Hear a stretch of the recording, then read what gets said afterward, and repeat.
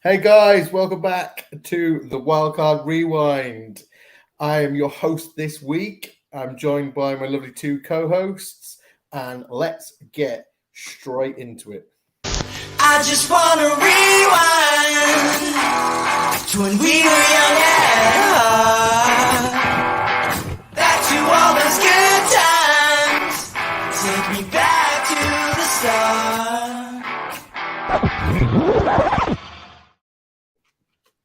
Oh, do you know what? I don't know whether it's the song or whether it's the three of us just rocking behind the scenes to that, but that intro video just gets me pumped. But yeah, let's bring in Mags. Mags, how you doing this week, mate? Well, on the route to recovery, I was very, very ill this week. Actually, it's not like me at all. But yeah, got hit with the dreaded winter flu. Was in bed, couldn't record the Dynasty hot seat at all. Was just unable to move and do much. But I'm back on the road to recovery. I watched a lot of NFL. I watched a lot of the World Cup. So there was worse weeks to be ill and sitting on the sofa most of the day. But yeah. I'm doing a lot better now. Thanks for asking. Hannah, you won't know what it feels like to have something as dreadful as man flu, but but how are you doing anyway? I mean, I can't think how terrible man flu must be. I feel so sorry for you guys. Women never seem to get it, but you guys seem to be afflicted with it really terribly. But no, I'm good, thanks. Just really excited to get talking about week 12. On paper, those kind of games looked a bit meh, but I think it's really pulled one out of the bag this week, really, hasn't it? The NFL. So Looking forward to it. I'm not going to lie. I've had a really awful weekend with sports. Okay. So I watched the Wales football team absolutely embarrass themselves against Iran. Iran are really good at football, though, right? Apparently so. And then I watched the Wales rugby team throw away a win in the last few minutes of that game. And then I angrily turned the TV off at midnight last night when the Cardinals decided to throw away their win. So, do you know what? The fact that I'm here is a positive. But let's get straight into our predictions rewind. We're going to start with two of the three Thanksgivings games. The third is coming up in a different segment. Spoiler alert. And yeah, we'll go straight into it. So I'm starting off with you, Paul, and your first game, which was the Giants versus the Cowboys. So you said the Cowboys were going to win, and you were right. They managed to win 28-20. And you also said that Barkley was going to get more than half a touchdown, and he did manage to get a TD. So you were also correct. Woo! 2 wins for you this week, Paul, so far. This must be better than most of the weeks put together, right? Guys, don't get too excited. It all goes downhill from here. For my predictions, anyway. Do you know what? I love Thanksgiving. I'm just going to start with that. Okay, I love Thanksgiving because it's just this random Thursday where we get 3 NFL games, and it was the start of my long weekend. I had 4 days off, and I was like, this is just amazing. And then all 3 of us got all of our predictions right as well, which was just phenomenal. And I just can't knock it. I can't knock it. But let's go into the game. The game was a decent game. I enjoyed this game. I think the Cowboys are actually starting to look like the real deal.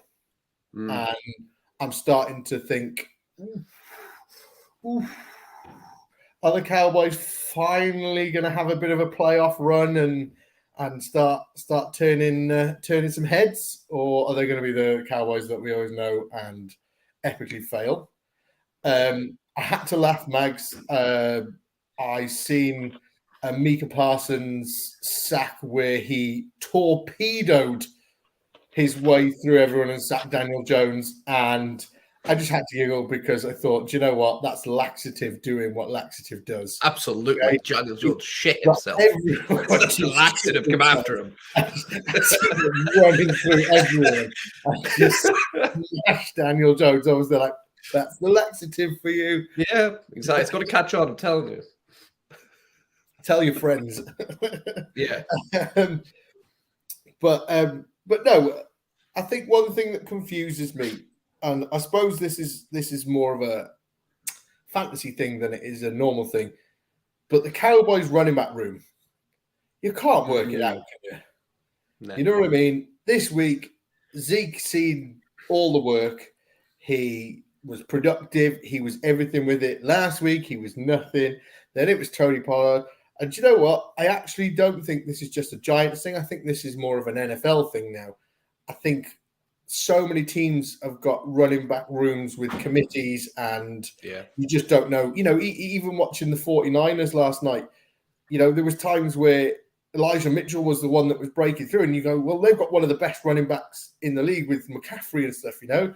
And it's just, I'm trying to think of a running back room where it's predominantly one guy who just sees everything. And the only one I can think of is Derrick Henry. I don't know if either of you can think of another one. I suppose they were playing the Giants, right? That's kind of close, right? But I know Matt Breida's been getting more involved. But that's, you know what I mean? There was a few times where you'd see them break the line and they'd be like, oh, that was Breida with a run and stuff like this. You know, it's, I don't know. Maybe this is a thing of the future, and this is how they're going to save their running backs more while limiting the work that they've got. I don't know. The other thing that I wanted to say about this game was the Giants seem to be falling apart now, and that's no fault of their own. You know, I think they've done really well to get to where they are at the moment. But when you've got a wide receiver room that consists, and this is in order of how many receptions and yards and everything they got this week, was Richie James, Darius Slater, Isaiah Hodgins, and superstar Kenny G. And you go, oh shit.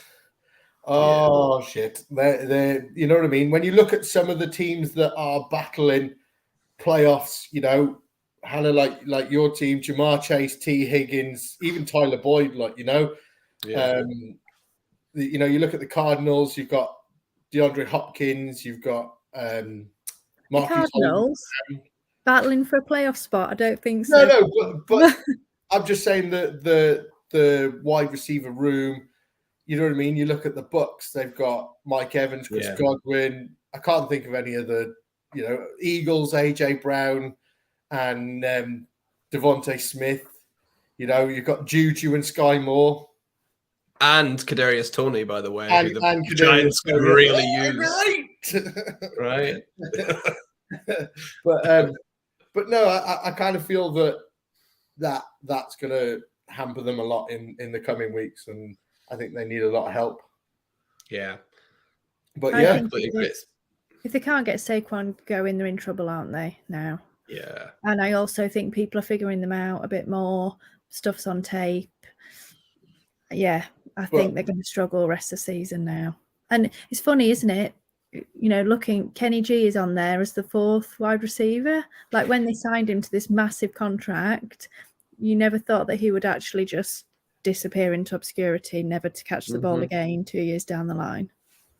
He got his contract and then bought a house in the Caribbean and just went, I'm done. I've earned my money and I'm going.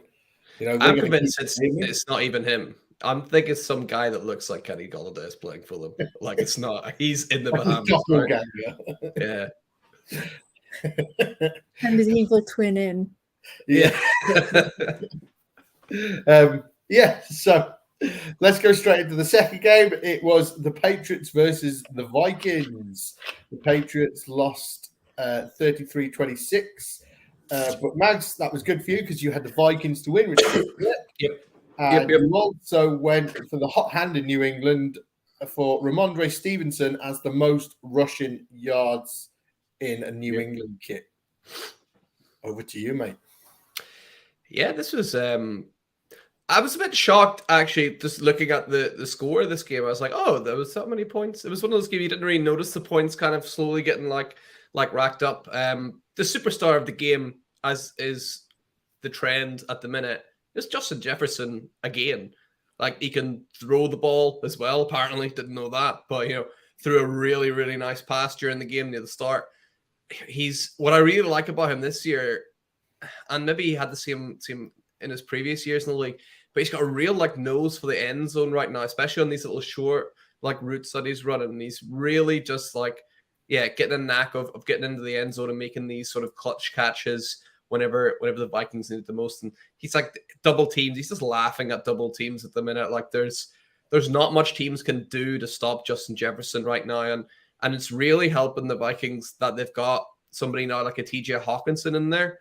That's a legitimate like fourth target right after Jefferson and Thielen and Cook. Like Hawkinson's a really good target in there. So you can't completely ignore him. So teams aren't really sure how to defend against the Vikings right now. And yeah, even guys like Thielen, you see, what I want to know, I couldn't quite get who it was. I don't know if any of you guys know or anyone listening knows. There is a cornerback that Adam Thielen absolutely blew out the water and sprinted away from. Like, you must be the slowest corner in the entire league for like old man Thielen to get away from you that quickly. But yeah, they kind of tied the Patriots up in knots a little bit, and there's only so much that they could do. I thought the Vikings were fairly comfortable throughout the whole game. My only concern for them, this is the second week in a row Dalvin Cook's not looked himself. I wonder if he's got an injury or something.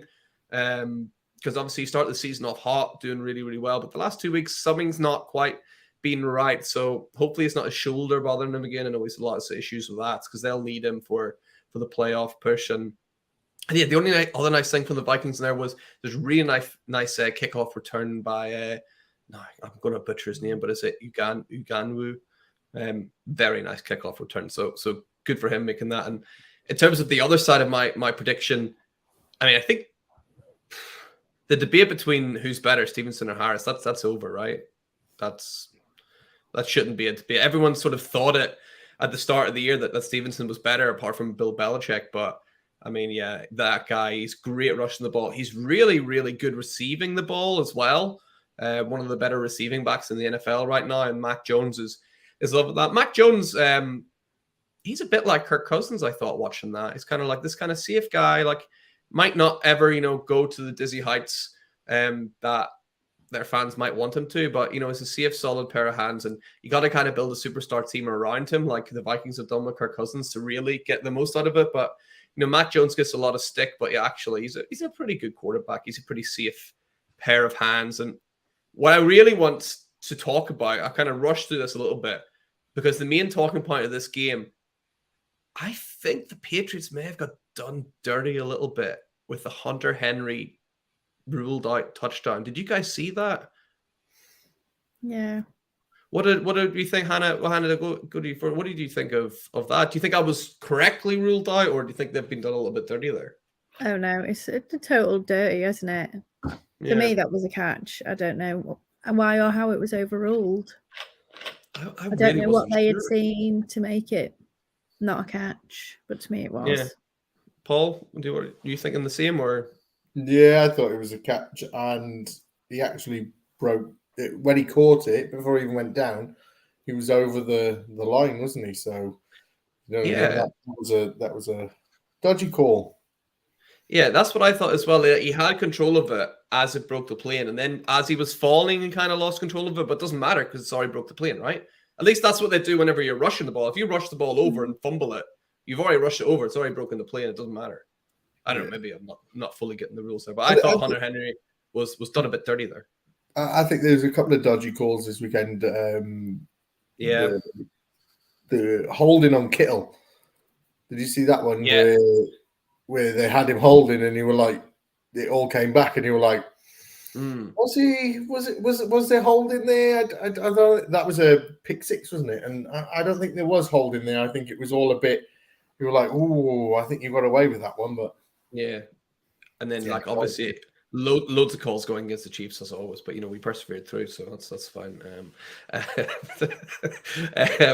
But yeah, I thought Hunter Henry was done a little bit dirty, but I wasn't too upset because it meant I got my point in the end, so I was pretty happy actually in the end of that. And then actually, Bill Belichick must be raging because after that happens, they get kind of shafted on a 2nd and 15 with a personal foul that was just stupid, like very un-Patriots, like very undisciplined. And then right after that, they go and rough the kicker. And Belichick, I would have loved to have seen his dressing room reaction. He must have been absolutely fuming. But yeah, they just couldn't get it done in the end because, yeah, Vikings come out on top. And my last little thing, I've kind of mentioned this before, even last week, I think, even.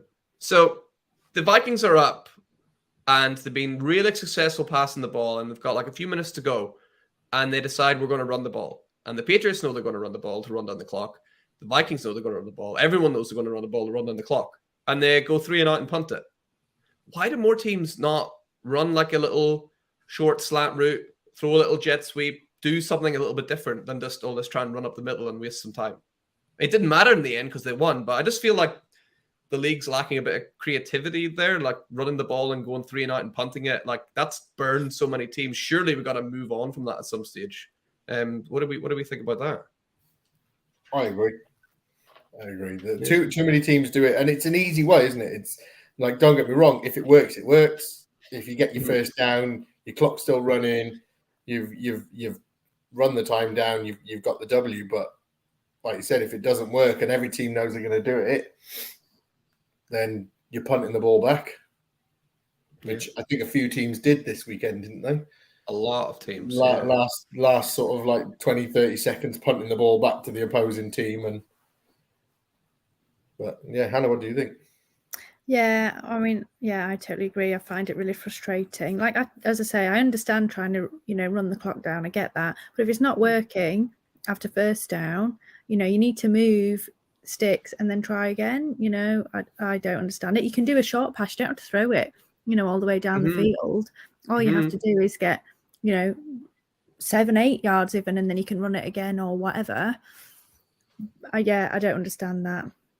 Yeah, it is really maybe we'll see teams move on from that as we go forward. Who knows? There's so many things change in the NFL. And Hannah, let's go to your game here. You had the Raiders against the Seahawks. You thought the Seahawks were going to win, just like everybody else on the planet, but it was the Raiders that came out on top for that. And I asked you to think Max Crosby was going to lead his team in tackles. You thought no, that was correct. It was Denzel Perryman who led the team in tackles. He had 9 tackles. Crosby only had 4, but some really big, crucial tackles amongst those 4. So what do you think of the game? Yeah, do you know what? My 2 games this week were so much fun to watch. Thank you. It was me, actually, wasn't it, who gave me these? Oh, look how that works, eh? What a coincidence. I didn't know at the time. I actually thought I was like helping you guys out. Raiders versus Seahawks doesn't sound that fun, That's true. Seahawks are going to walk all over the Raiders. Turns out not. It was so much fun. It was like a real back and forth, up and down the field between the two. It was just great to watch. But it was interesting because there were lots of turnovers.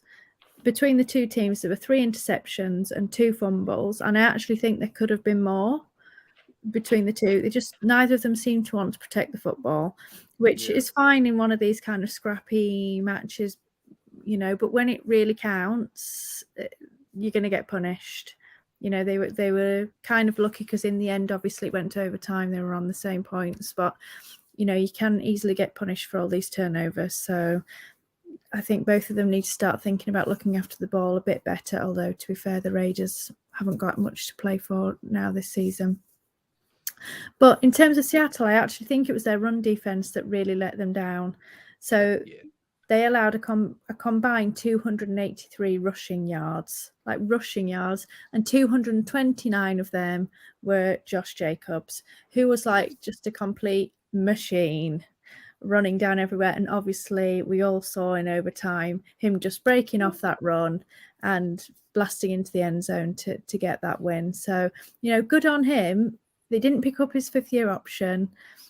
I think, especially from a fantasy perspective, we all thought that he probably was going to be a bit of a nothing this season. Yes, he'd probably get a bit of work, but we didn't think he would do a lot. But he's actually played really hard. And as we know, players often in their contract year do really play hard. And he's really shown that he does still have some talent. I'm really interested to see actually what's going to happen with him in the off-season, whether they want to try and keep him or they let him go into the free agent market and see who picks him up. Because he's not that old. He's 25. So I think he still has some legs in him. So I'll be interested to see where he ends up next season. But I also be keen to know or see whether he can keep up what he's doing. Sometimes he gets a new team, he might turn into a Kenny G, get to his new team, get paid, and then send in his evil twin to do not a lot while he enjoys it in the Bahamas. But the other thing I wanted to kind of mention was the Raiders. Obviously, they got the win, but you can tell that they're just playing really hard, and I think they have been a lot of the season. There was a lot of talk kind of early in the season, especially when they lost to the Colts. McDaniel, should they be keeping him? Should he be the head coach? Should they be trying to look for someone else? But I think he should and will keep his job at the end of the season, not just because they've been winning, but you can see that the team is playing really hard. So I think he's still got the locker room. I think they believe in him, and I think he believes in them. And I do think in the end that he will keep his job. One of my other games in recap later on, I don't think the head coach should and will keep his job. But McDaniels, I do think he will. What do you guys think? Do you agree with me, or do you think, Matt, we need to get rid and start again?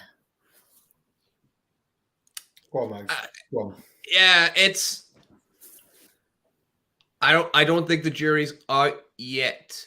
I think he'll get to the end of the season, right? They're not going to get rid of him now. There's no point really getting rid of him now. I think they'll see how they do at the end of the year. They'll sit back and evaluate, right? What kind of picks do we have? Who could we bring in? Where can we improve this team? Like, what kind of funds do we have? And then they're going to decide, is he the right person to take this team forward? Or do you want to get, one of these new guys that are, lots of teams are changing their coaches to these like kind of new generation, like your Mike McDaniel kind of guys coming in. So I don't know. I think the jury's still out. If gun to my head, if you said, will he be in charge of game 1 next year? I would say yes. Paul? I kind of agree that he'll last the end of the season.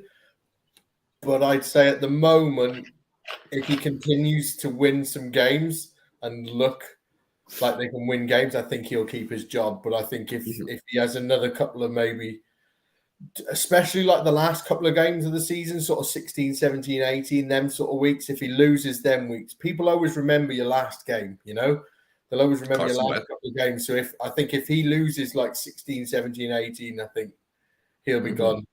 And they'll go, nah, do you know what? You're not what we want. And it'd be harsh because he's got a lot of key players like Darren Waller, like Hunter Renfro, out on IR and stuff like that. So you know what I mean? It's could the team be better with them? Don't know, But I suppose going off this last week, I'd say yes, he is there next year. But a couple of losses in the wrong way, and he's down the job centre with Cliff Kingsbury, hopefully. Oh, well, actually, that's what we're coming up to soon, isn't it? I can't wait to hear you talk about this. Yeah, I mean, I think you make very good points, but I do think he'll be here next season. I do. I think they'll give him another season, and then at that point, I think they'll be like, nah, see ya. But I don't know. Maybe they're a bit more impatient than that. We'll wait and see. So, Paul, let's get on to your second game. So you had what a fabulous one. Chargers versus the Cardinals. So, of course, because you went with them and went for the Cardinals, they then went and lost, didn't they? By the tiniest of margins, because the Chargers won at a measly 25-24, so by only 1 point. But, I was going to say maybe you got this next one right, but you didn't. We had more all-purpose yards, Justin Herbert or Kyler Murray, or whoever might have played if Murray was injured, but he played last night, and you went for Kyler Murray. You're just too much of a homer, Paul, because again, you're incorrect. Because Herbert actually had 312 yards and Murray had only 247. So go on, Paul, do your worst. Tell us how terrible the Cardinals are this year. So at halftime, I was writing my victory speech. I was thanking my parents, my kids, the wife, everyone, because the Cardinals were winning. Kyler Murray had more yards, and I was just there like, we've got this, So one of the bits that I put in was 3rd and 7 with 2 minutes 50 on the clock. Okay, and the Cardinals are up. They're up by 6 points, I think it was, and they took the snap, and I'm not even joking. The Chargers O-line split. So half went right, half went left, and you left this gap for Isaiah Simmons, who was just looking at Justin Herbert, going, "I'm going to kill you." And he ran and he hit him, and I thought, "Whoo! What shall I put in my victory speech?" And then we just went to shit. Genuinely, I've never seen a team just fold that quickly. You know what I mean? We were getting the ball back. It was in our hands. I think there was like 2:35 on the clock when we got the ball back. We're 6 points up. It is just managing the ball now. And we went 3 and out. And I was like, oh, why is this such a Cardinals thing to do? So then we punted the ball back down to the Chargers.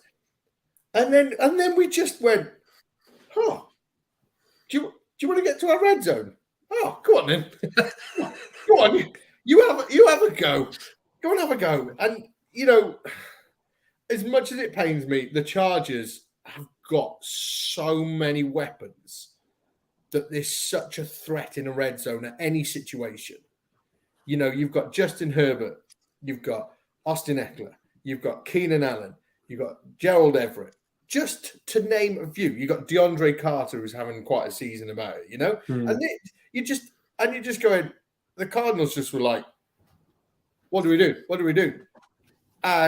And then they scored a touchdown. And do you know what? Earlier on in the night, I praised the Jags for doing this, where it was literally 2 points and 2-point conversion, you could win the game, or kick a field goal and go to overtime. So in a way, I praised them for going for that 2-point conversion because it was do or die, It was go for it now. Don't kick it and go to overtime and just drag this whole scenario out. And they went for it, and never in my life have I just gone, throw the control across the room and gone to bed. But genuinely, in that few minutes, I turned the TV off and I just went to bed. So, and I'd love to talk about this game more, but I can't. It breaks my heart. It breaks my heart. Did you see Kyler? I think it must have been in the press conference or doing some media later on. And they were asking him, what went wrong on, I think it was a 4th down where they didn't convert, something like that. And he was just saying that the play design was just shit, basically. And basically dropping it on Cliff Kingsbury. So this is where I think is an example of where the locker room, or at least Kyler, is totally disconnected from Cliff. And whether that's just Kyler being a brat and everyone else is in with Cliff, or whether he is a massive brat. Okay, I love the guy, and I'm so glad he's on my team. But he's a massive brat. He is only 9 years old, so. I did enjoy at the start of the game. They put up some metrics where they were like, Kyler's 5'10" and Justin Herbert's 6'6", and I was like, wow, wow. He's nearly got a foot on him, Wow. Yeah, so I do think that Cliff Kingsbury has lost this locker room. And, I seen a clip from the Hard Knocks, because I haven't watched any of it yet, but the Cardinals are doing the Hard Knocks. And Butter Baker is like screaming at everyone in the change room. And he's like, I'm sick of losing, and I'm sick of losing at home. And this is our place and our time and stuff like this. We need to do better. And he's like, I'm like, oh man, everyone's trying to pump them up, but there's just something dragging them down, and it's Cliff Kingsbury. God, it's going to be so fun watching that. Basically, the whole team in meltdown, and you can see it from behind the scenes. That's going to be fun. Yeah, that'll be good. Yeah, but let's get straight into Mags, your second game. You had a blinder here. You had the Bucks versus the Browns. Yep. You predicted the Bucks would win. That was incorrect. Unfortunately, the Browns won 23-17. But you did get the Bucks under 20.5 points correct, which they only scored 17. But before you get into this one, fun fact, did you see that Tom Brady has never drawn a game? In Really? like 370 starts. There was like Wow. minutes left, and they were like, Tom Brady has 0 draws in like 300, I think it was like 374 starts. And I was like, wow, that's mega. That But is pretty weird. his streak continues because he didn't draw this one, he lost it. Yeah. What would happen if he? I suppose I wouldn't get any points if they drew, right? Because I predicted they would win, right? I'm never going to predict a draw, right? So even if it's a draw, I would still have lost, I suppose. Yeah. I'd have made sure. So, God, do you just hate David Njoku, right? Do you just hate that guy? Oh, I thought I was set up for a double point here, and then it's 4th and 10, and I mean David Njoku, I mean what a catch! That was absolutely brilliant, and it was Jacoby Brissett's swan song before Lord Voldemort comes back into the fray next week to get rid of one of the Texans, which is I think one of his Horcruxes actually. So that's a bit odd that he's going to do that. So yeah, it was Brissett's last kind of swan song there. He looked like Jacoby Brissett looks, which is okay. Tom Brady looked like Tom Brady has looked for the last little while, which is, okay. Although he has been getting a bit better. Chris Godwin had a good game. I remember saying a few weeks ago, it's like Chris Godwin needs to get more involved in that offense because he's a really, really good player. It's going to be interesting to see where he ends up next year. I think Chris Godwin is a free agent. So that is someone that could really, really impress at another team if he does end up moving. I did think I was in trouble at the start because I think both teams scored with their opening drives. I was like, well, I'm not going to get the under on this, but it was like 10 all at halftime. And yeah, there wasn't too much, happening really. It kind of all kicked off towards the end. And then eventually it went to overtime, and eventually the Browns got it done. And I think we've said it before a few times. The Browns are going to be a force to reckon with whenever, Deshaun Watson comes back into there because, all things aside, he's a really good quarterback. The last time he played a full season, he led the league in passing in a league with Brady, with the Mahomes, with Herbert, with all of those guys. Deshaun Watson had the most passing yards, and he was throwing it to Will Fuller and Brandon Cooks, not DeAndre Hopkins. So that is a really interesting thing to note, that he's got Amari Cooper now, he's got David Njoku now, he's got Donovan Peoples-Jones. He's got some weapons that he can use that he's not had since, I suppose, he had DeAndre Hopkins at Texas. So this is going to be interesting to see where the Browns go. But can we just, take a little moment to talk about the NFC South, where every team is under 500 in that division? What a joke, right? Has that ever happened before, where every team has a losing record? Someone's got to win that division, right? Yeah, I think was it a couple of years ago that Washington went through to the playoffs with a losing record? Maybe you might be right there. But yeah, that's terrible. All of those teams. And I mean, the teams in there, that was like the strongest division in the league last year. And wasn't the year that the Washington done it, the year where they met the Bucks, who went on to win it, and Taylor Heineke nearly took down the Bucks on his own and had an absolute worldie of a game. And they were like, wow, and they went on to win the whole thing then. But yeah, that would be great if Heineke took them out. Actually, I've got bad memories of that year. So let's move on. I'm fed up of talking about the Bucks, but yeah, Brady didn't quite get it done. And yeah, fair play to the Browns. So we'll go straight into our game of the week. This was the other game from Thanksgiving, and Hannah, you had this game, which was the Bills versus the Lions. You said the Bills would win, which you got correct.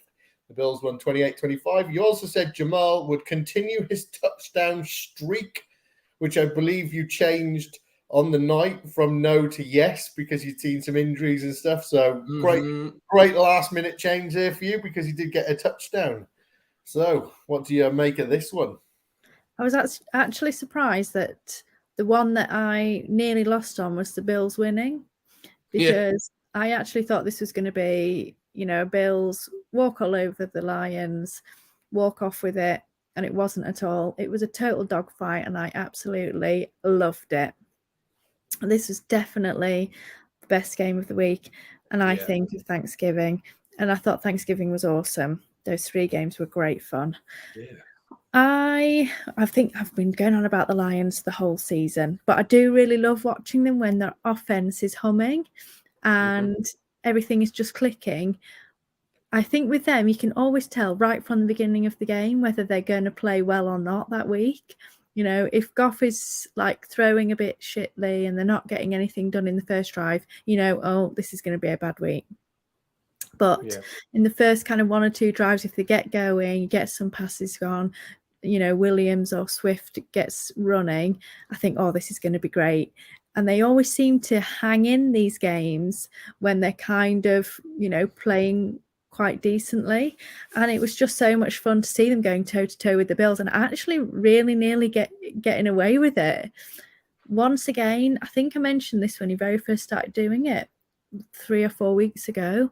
Josh Allen got another red zone interception. Yep. That's his 6th of the season now. And it seems to be within kind of the last 4 or 5 games. Now, he's lucky because he did get away with it here. But once you get into the playoffs and you get into those one and done games, you know, you're playing against the best of the best and you're not going to get away with it. They are going to punish you if you have those interceptions. One, you know, you're losing surefire points either through a field goal or, you know, a touchdown. And 2, you're giving it to them to do with what they want. So he needs to be really careful. And I know he is a bit of a cowboy in the way that he plays. He likes to sling it about. He has no fear. But I think potentially that this could be their undoing this season. And more, I'm just getting a bit worried. Like, I thought they were really hot on favourite to get to the Super Bowl, but they're definitely going to be in there, you know, and I think they'll, you know, go a decent way. But I think they could quite easily get tripped up, probably, let's be realistic, by the Chiefs. But I do think there's a chance they're not going to make it again because he needs to be careful with what he's doing. The other half of it is that their defense is getting pretty banged up now. Yeah. You know, quite upsetting for them. Von Miller had to go off with a knee injury, and the reports at the minute is that he's out indefinitely, which is really disappointing. Obviously, they've paid him a lot, and they gave up some picks for him as well, didn't they? Because he got traded, didn't he? Or was he a free agent? Free agent. I thought he was a free agent, but he was a free agent. But they have given him a mega contract, don't they? Yeah. Like he was their big signing, wasn't he? And basically, they signed him for the playoffs to be a wrecker on 3rd down, or, you know, in those vital moments. And now they're probably not going to have him. So they went through all this and they're not going to have him, which is quite gutting for them. And most of their D-line is out at the moment, injured. So they're starting to struggle a bit. And I think they have to be careful. Obviously, Allen is an awesome player. And, you know, that Diggs to Allen connection can always be relied upon when it's needed. So last minute, obviously, they get that. And it means they get the game-winning field goal. Great fun, but I keep my eye on the Bills. The Bengals are playing them in a few weeks, so got my fingers crossed that we've got enough to overpower them. But yeah, I just don't feel quite as confident as I did early on in the season with them now. They're starting to show a few cracks, and it's whether they can paste over them and get across the finishing line. Go on, Mags, what did you think of this game? Did you enjoy it as much as me? Yeah, I loved it. It was such...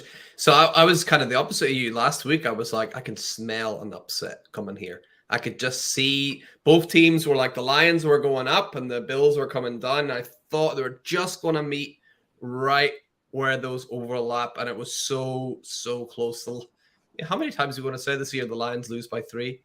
I mean, every time. I can't remember the last time they were completely blown out. It just doesn't happen. And the same thing happened last year. They just... You're right. They're always in games, but they need to, and they have been, to be fair, but they need to find a way to stop leaving points on the field, which is what they did. We talked about Josh Allen there getting intercepted. That actually weirdly turned into a safety for the Bills whenever Jared Goff got tackled in the end zone. So that was 2 points they just gave to the Bills. And then they missed a layup of a field goal as well. Another 3. That's 5 points. You cannot leave 5 points on the board against the Bills. You have to be perfect to beat the Bills. And even if you are perfect against them, then you just got to hope that they don't get the ball last, because they will score on that final drive, 9 times out of 10. And, Josh Allen just threw the ball to 1,000,000 yards to Stephon Diggs right on his chest. And then it was game over from there. So you have to be perfect to beat the Bills, or let the Bills beat themselves, because even though they looked dodgy in some parts here, they're just still an awesome team. And Josh Allen, I mean, obviously the red zone things are a bit concerning, but I actually think if I need one quarterback, I need 10 yards just from rushing, I'm not going Lamar Jackson, or I'm not going Kyler Murray, or any of the Jalen Hurts. If I need a quarterback to rush for 10 yards, I'm going to pick Josh Allen. I think he's the best rusher of the ball in the NFL. And he might also have the best arm. It's absolutely insane. He is so, so good. Do you guys agree? Do you think his rushing is almost underrated? Which sounds weird. Yeah, I definitely agree with that. Although I'm not sure he would be my first choice. I do think Hurts has been running really nicely recently. Yeah, I totally agree. His running is underrated, and I think that is kind of the X factor with him, isn't it? Because he can do everything. Mm-hmm. I agree. I can't add any. You summed it up beautifully. Fantastic. Yeah, so I'm not going to say too much about this game, because there's not much I can say that hasn't already been said. What I will do is I will throw you a really cool stat that the Bills are the third NFL team ever to play 2 games within 5 days or fewer in the same stadium, and the first team to win both. Because obviously, because of the snow, it was moved to Detroit. So they played that game on Sunday and won it, and then they played again on Thursday and won that. So was there not another stat that the Bills are the first team to win back-to-back games in Ford Field since 2018? Which is brilliant. That's heartbreaking. If it is, the Bills turn up. They do the nice thing and have the away changing room. They didn't even go to the home changing room, and they go set the record. Heartbreaking. But yeah, so we'll move on from this game. We'll have a quick little look at our prediction scoreboard. I'm not a big fan of this scoreboard. It reveals the truth. Mags, you scored 3 this week. Hannah, you scored 3, and I scored 2. So that puts our total on Mags on 34, Hannah on 32, and me somewhere below that on a number 23. But yeah, so let's move on to our next section, which is the hit rewind. In this section, we like to chat about moments that we rewind. And Mags, we're going to start with you. What is your moment? Oh, there was so many. I was like, it could be the amazing, DeAndre Hopkins one-handed catch, or the Devontae Adams one-handed catch. But there was something that, if we're taking this to the definition, it's something that I literally did hit rewind over and over and over again. It was Foster Moreau's touchdown for the Raiders. Not because it was a great throw or even a great catch, but after it, Foster Moreau stumbled forward and he slides down and he completely wipes out this old guy, and he's lying on his back like a pence. It's so funny. If you haven't seen it, you have to go check it out. This old bastard is looking the wrong way. And Foster Moreau wipes him out at the calves, and he has no idea what's going on. It's wonderful. I hope he's okay, but it was so funny. So that was my hit rewind moment. Foster Moreau providing some light entertainment. Like I said to you when you were chatting before the show, it was funny because it kept looking like he was going over to see if he was okay, and then another teammate turned up and was like, yeah. He was like, I'm going back over. Yeah. You know what I mean? I have to agree that there was a lot of catches this week that could have quite easily. Yeah. I think the Devontae Adams one was better than the DeAndre Hopkins one. How he caught that was impressive. I could have chose the Sean McVay getting snapped in the chops by that was also one of his own team, as he was walking past. But I went for the David Njoku one-handed touchdown catch on 4th and 10, was it? 4th and 10. And not only was it an amazing catch, and he caught it, but it also kept the game alive, which meant that you were really pissed off because it was your prediction. It was the only one you got wrong this week. So I know. I enjoyed it even more for that moment. But did you see the CD Lamb catch that was back end of the red zone court? I think he got both of his toes in on that one. He 100% did, I thought as well. And I thought that was a bit of a harsh one to not give, but yeah. Hannah, what's your moment? I'm going to be a homer on this one, but I think it was pretty awesome. So Mike Hilton, he did a one-on-one tackle, putting Henry into the dirt for actually a tackle for loss. So just to put this in context for those who aren't hardcore Bengals fans and follow them properly, Mike Hilton is a safety, and he is 5'9" and 184 pounds, whereas Derrick Henry is 6'3" and 247 pounds, and he managed to toss him into the dirt and also do it as a tackle for loss. So to me, Mike Hilton, awesome play. What a legend. I'm surprised none of us picked that Derrick Henry run where he nearly scored the touchdown and then he was tackled and the ball came out and Treylon Burks picked it up. Oh, do you know what? I actually felt so sorry for Derrick Henry at that point that Treylon Burks just literally run behind him and went, "Oh, thank you very much. I'll score a touchdown." That was his first ever NFL touchdown. It was, wasn't it? It was. Yes, it was. I remember his first ever NFL touchdown. Derrick Henry did all the work. But yeah, so let's get into the rapid recap, the best of the rest. We'll try and squeeze all of them in. So I'll kick us off with the Dolphins versus the Texans. Now, there was a play in this game that summed up the Texans' season for me, and it was when Jordan Akins, is that how you say his surname? Yeah. He caught the ball and then was hit. The ball came up. Xavier Howard came in, picked up the ball, and scored a pick six. When they were already getting hammered, they were still getting hammered. And I was there I was like, oh, this is so bad. And I'm surprised that they didn't put Davis Mills back in. I thought that they actually looked better with Davis Mills than they did with is it Kyle Allen? Yeah. But this was an easy one for the Dolphins. 30-0 up and they benched Tua with 2 minutes left in the third quarter. That's how how easy they thought it was. It was Tua, sit down, mate. We don't need you today.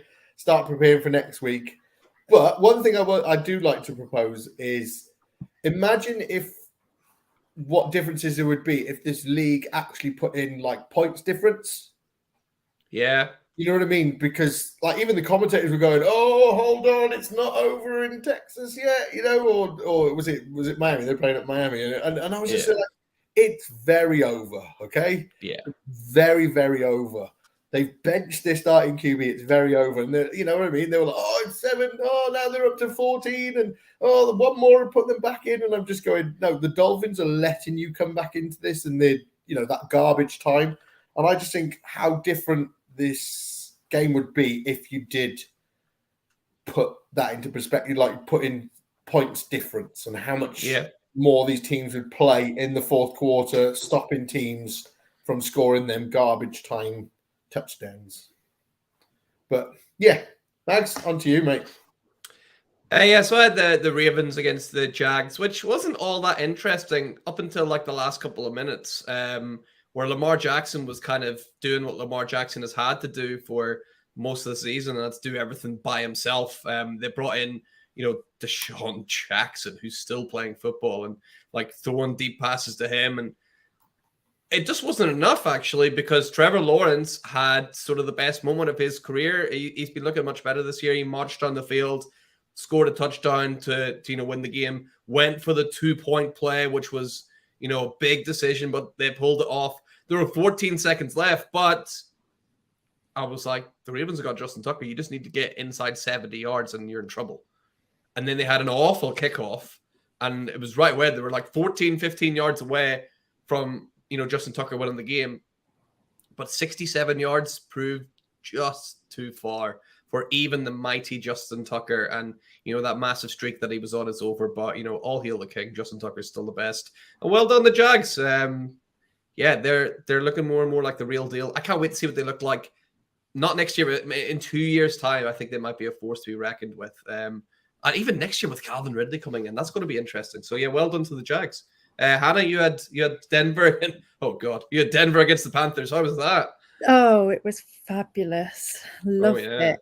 No, to be fair, I do think Sam Darnold coming back in, I thought he did all right. I thought he played relatively decently, but we've seen this before. Last season they went 4-0, didn't they? And he was rushing around everywhere and looked pretty good, and then he fell straight back off. So I don't see it carrying on. But I thought, to be fair to him, coming back from being like the third stringer, I thought he did a decent job. He did all right. Obviously this Denver offense is absolutely putrid. I mean, it's just a complete disaster. Anytime they got anywhere near the red zone, either from a turnover or that one Latavius Murray like massive run, they did absolutely nothing with it. They just can't seem to do anything. I mean, it's a complete disaster. They can't get rid of Russ because they paid him an absolute fortune. Bet they're regretting that now. But I am 99.99% sure that Nathaniel Hackett is not coming back next season. No way. Yep.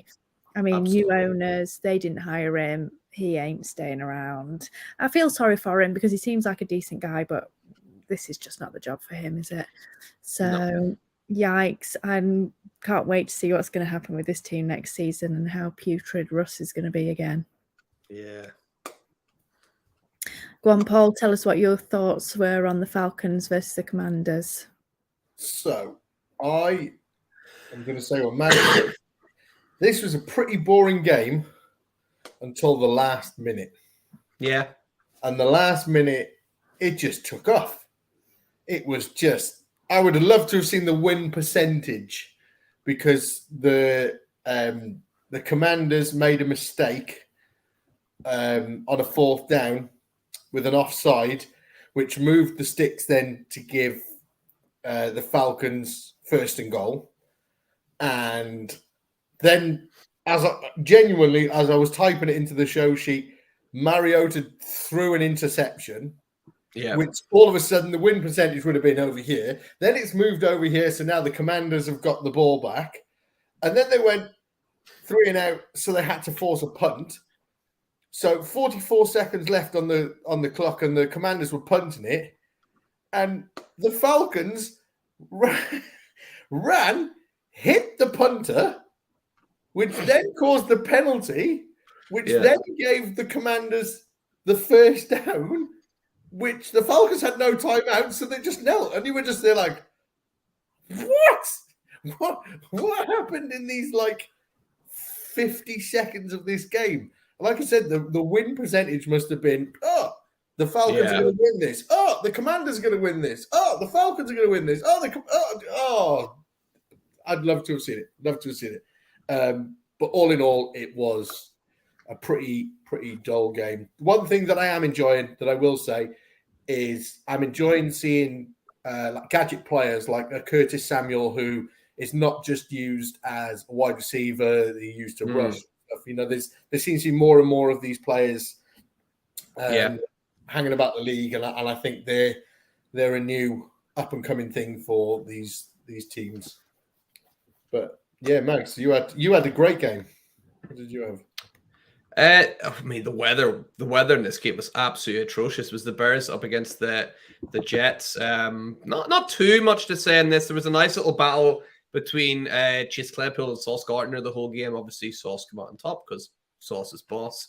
And Mike White, that gig is yours, mate. Well done. He's looked far better than Zach Wilson has ever looked. And even like Garrett Wilson and Elijah Moore coming out after being like, that's the real New York Jets. I'm like, that is a damning statement against Zach Wilson, that's saying you've not even seen the real version of their team yet until Mike White has started that game. So yeah, very impressive. And the most impressive thing from that game, Jets obviously getting the win, it was a 57-yard kick made by Greg the Leg Zerloin in like horrendous rain. So that was super impressive to see that seal through. And yeah, well done to the Jets. The Bears didn't put up much of a fight without Justin Fields, which you didn't really expect. So the Jets could beat what's in front of them, and they did quite handily. Hannah, you had your Bengals.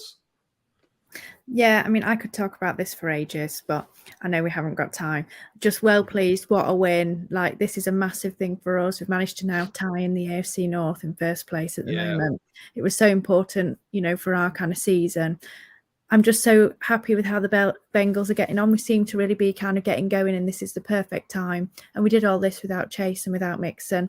Just really quickly, the Titans did exactly what you were talking about in the Commanders game. They did a personal foul on the snapper right at the end when we were about to do a field goal, and they would have had a chance to go on and try and win it. Really stupid. They gave us the fresh downs and we won. So really stupid thing to do, but well pleased as a Bengal fan. Yeah, and with that, because we're running out of time, we're gonna miss out a couple of games and go to the Chiefs beat the Rams. We don't need to talk about that rubbish. The highlight of that game was Sean McVay getting hit in the face. That's true. That is true. Yeah, so we're going to go into our predictions, and we'll get these in before we run out of time. Mags, I'll give you this game on purpose. Cheers. Your first game is the Browns versus the Texans. Yeah. So I want to know who wins, and Deshaun Watson, for himself, over under 225.5 passing yards. I mean, as much as I would love to see the Texans win, and boy, I really want to see the Texans beat the Browns here. I think the Browns will come out on top, but I think Watson will get the under on the 225. I think if the Browns are being sensible, they'll just run through the Texans, and they'll probably be 30-0 up by halftime, and they'll pull Deshaun Watson out and sit him just like the Dolphins were able to do. So yeah, I'm going to go for the under with that. Hannah, you've got the Dolphins. They're playing against the 49ers. That should be a great game. Who do you think is going to win that? And which team will come out with the most sacks against the quarterback? Man, this is so tough. Like, I've been umming and ahhing about this for ages. But Mitchell, I think he might be out again as the running back. So I'm going to maybe try for the Dolphins. I think that offense is quite fiery. So I'm going to do that, although I'm not confident at all. Who has the most sacks? Nick Bosa. I'm going to go with the 49ers. But again, I'm not convinced on that one either, because Tua's getting that ball out quickly at the moment. So I think I may have got both of those the wrong way around, but I'm going to go with it. Paul, your first game. Oh, this is going to be a thriller. Steelers versus Falcons. Tell me who's going to win, and is Marcus Mariota going to throw over or under 150 passing yards? So I'm going to go for a Steelers win. I know, right? Steelers are going to get the W, and I'm going to go for Mariota and over. Sorry, I'm just writing them down as well. Mags, your second game is the highlight of the week. And spoiler alert, this is probably going to be our game of the week next week. It is the Chiefs versus the Bengals. Who wins, and what player has the most receptions? Obviously, the Chiefs are going to win. That's pretty easy to figure out. I had put T. Higgins for most receptions. I'm gonna change it last minute. I'm going to change it to Travis Kelce, most receptions. So yeah, I'm going to go Chiefs and Travis Kelce. Hannah, your last game is you got the Seahawks again. Seahawks against the Rams. Who's going to win? And can you tell me within sort of 50 yards either side, how many yards are the Seahawks going to get? So I'm going to go for a Seahawks win because the Rams are just in free fall now. And I'm going to go with 270 yards. Nice. For the Seahawks. So Paul, your last game for next week is the Chargers versus the Raiders. So give me a winner, and Austin Eckler over or under 85 all-purpose yards. Chargers over. Simple. And that brings us to the end of the show. Thank you for tuning in. Be sure to subscribe and follow us on Twitter at Wildcard Rewind, or head over to our YouTube channel, search for the Fantasy Wildcard Podcast Network, and make sure you give us a subscribe. And we shall see you in a week where we shall rewind week 13.